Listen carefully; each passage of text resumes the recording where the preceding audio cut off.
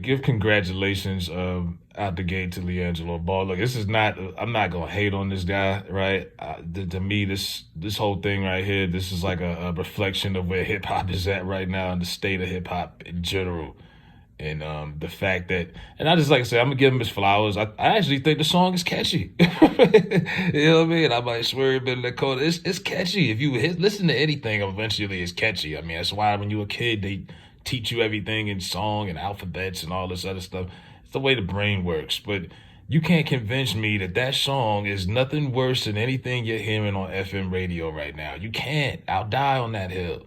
Like the game is that bad. And we've been telling people for years, as anyone who got a brain, that the game is on novice mode. You know how you play video games? You got novice, you got pro, you all Madden, Hall of Fame. It used to be different. The standard was different. You know what I mean? AI tried to drop an album. It wasn't gonna happen. And this is when he was at the peak of his game. You know? It just wasn't, it was a standard back then. It is no real standards right now.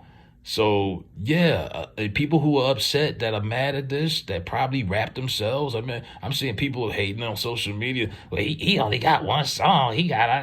I'm like, yeah, okay. It's a lot of y'all got one song out here, or y'all rapped over somebody else and stole their whole song. Yeah, a dude who plays basketball overseas, his two brothers play in the NBA, just got a deal for $13 million for Def Jam, LiAngelo Ball, for one song, and he's got a couple joints that he's got him and his crew.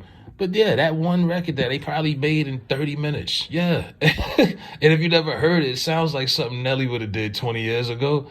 But it's catchy. You know what I mean? And you know what the crazy part is, and this is why I get why Def Jam did it.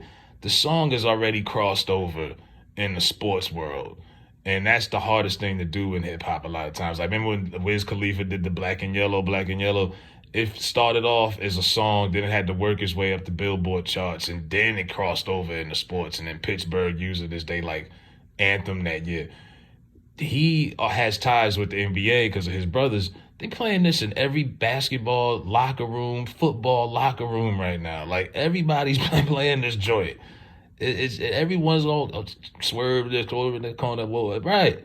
So they already done crossed over with it. So Def Jam is like, yeah, we're gonna see what we could get. I mean, look at the record sales from these other artists that are on these, you know, charts. It's not that dope. I mean, look, the song entered in the top 10 streaming for US on Spotify as of January 8th.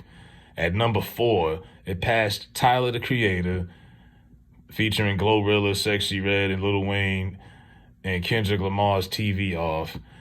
It's topping the charts, man. This regular, I'm like, man, it's crazy how you could just, and there's somebody out there kicking themselves in their head that's probably really nice, that's skilled, that can really rap, and they probably like 38. You know what I mean? And it's like Beanie Siegel said in The Truth, I ain't even chased this dream. I feel sorry for those who did. There's a lot of them that out here chasing that dream, and they like, damn, how he get? It's like that, bro. You know what I mean? It was like when Soulja Boy came out with the Superman joint. I mean, that was a changing point in hip hop to me. Time froze. I said, yeah, we going in another direction. I knew it when that came out, and I saw grown men in the club doing the Superman dance. I was like, yeah, different era. But I don't know if this is gonna redefine the game. But I just look at this and I'm like, yeah, the game is pretty easy right now.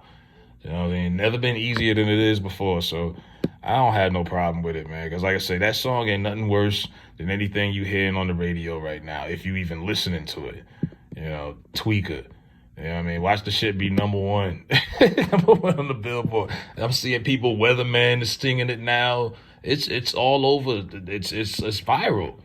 So, I mean, good for him. I mean, LeVar Ball's got to be a proud father for all the jokes people give him. You got 2 sons in the NBA, and now your other son just bullshitting with his friends has now got a rap contract. Like, hey, yeah, there's a lot of people that would kill for that. So, could be out here doing a lot worse, man. I have no issue with it, though. But, yeah, the game is where it's at. It's whatever you want to call it, cooked.